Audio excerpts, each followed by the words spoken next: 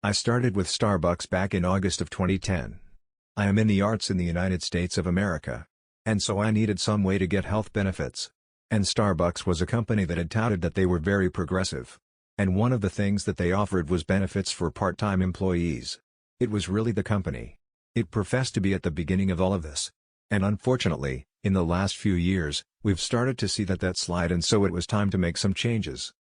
Across the U.S., the pandemic has spurred service workers to protest workplace conditions and fight for better treatment and wages. Some, like Michelle, have tried to form a union in the United States. That can be a daunting task.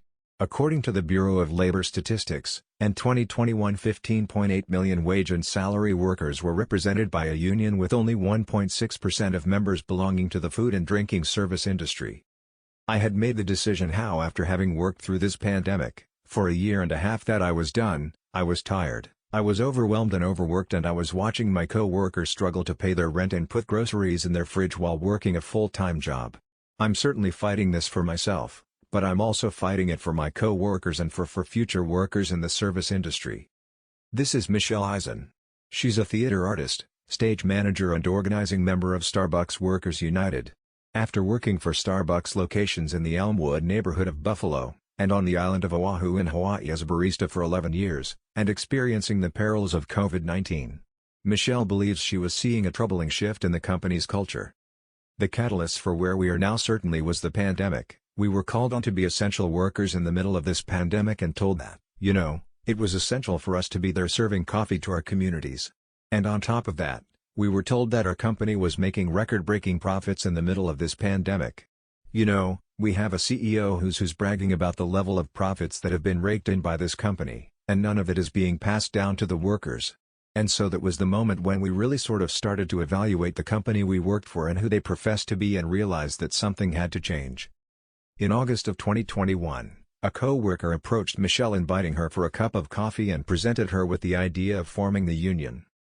She went point by point and laid out sort of what had been happening around me, is that several baristas from several different stores in Buffalo had been talking, and they were as exhausted as I was, and as overwhelmed and underappreciated, and had decided that things needed to change, and this looks like an option. And I said, okay, I'm on board. What do you need from me? In August of 2021, the show got to work. She and other members of Starbucks Workers United prepared to file petitions with the National Labor Relations Board to hold union elections for 3 Starbucks locations in Buffalo.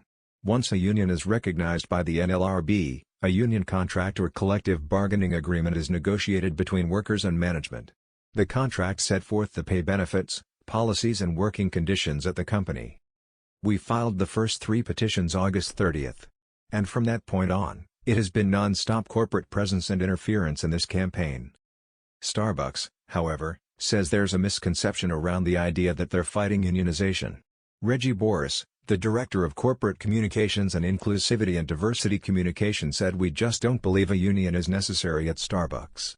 Once the union petitions were filed, Starbucks began sending executives to the Buffalo locations. Boris said that company leaders visit stores all the time to help and support employees, not to spy on or intimidate them. They started showing up at these stores, particularly the ones that had filed petitions saying they were only there to help. They were there totally coincidentally, then it just happened to fall. 3 days after these petitions piled, they also assigned what they called support managers. So they flew in other store managers from stores across the country, and they assigned them to all of these stores in Buffalo. What these support managers were actually assigned to was to surveil the workers at every possible moment. We've heard from store managers that are no longer with the company that they were told that workers were never to be left unattended. There was always supposed to be either a store manager or support manager on the floor to break up any conversation that might arise about the union.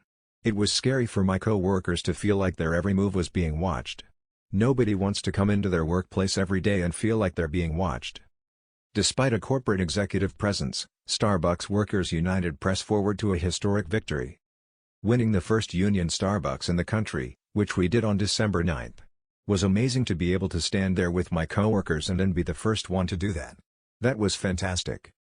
The movement of unionization for Starbucks locations has grown since the Elmwood December 9th when I believe we were in 27 states and had 103 petitions filed. Today, we were here in Buffalo for what was going to be the next vote count for 3 other additional stores that had filed union petitions back in November. But that vote count for those additional stores never happened due to what union advocates said was a deliberate anti-union strategy by Starbucks. An announcement from the NLRB stated that the votes would be impounded because of the request for review filed by Starbucks. Under the Trump administration, the NLRB allowed either party company or employee to request review petitions if the request is filed within 10 business days of the decision. Starbucks made that request on the 10th day, and Hayes, the workers' attorney, spoke at a press conference about this decision. Starbucks knows what it's doing. Starbucks attorneys know what they're doing. They were gaming the system to try to delay the process. Break the workers' momentum just like they have been for the last half year. And this right here is what union busting looks like in the United States. 22. Boris stated that Starbucks is simply adhering to the NLRB due process. Nothing is being done deliberately to delay or slow down the vote count. So these workers yet again, who had worked so hard to get to this point, had their voices silenced. It's unfortunately what had happened in Mesa last week. I flew out to support that store, and we had to go through the exact same thing right before their vote count. It is another delay tactic after delay tactic after delay tactic that the company has employed. Public support from members of government have pushed the workers to continue their fight. I think we're looking at a new frontier in the labor movement in this country. During the pandemic, a moment called Striketober sparked an influx of protests from Deere & Company's factories, Kellogg's plants, to nurses in Massachusetts and distillery workers in Kentucky. Tens of thousands of union workers across a variety of industries were either on strike or close to it.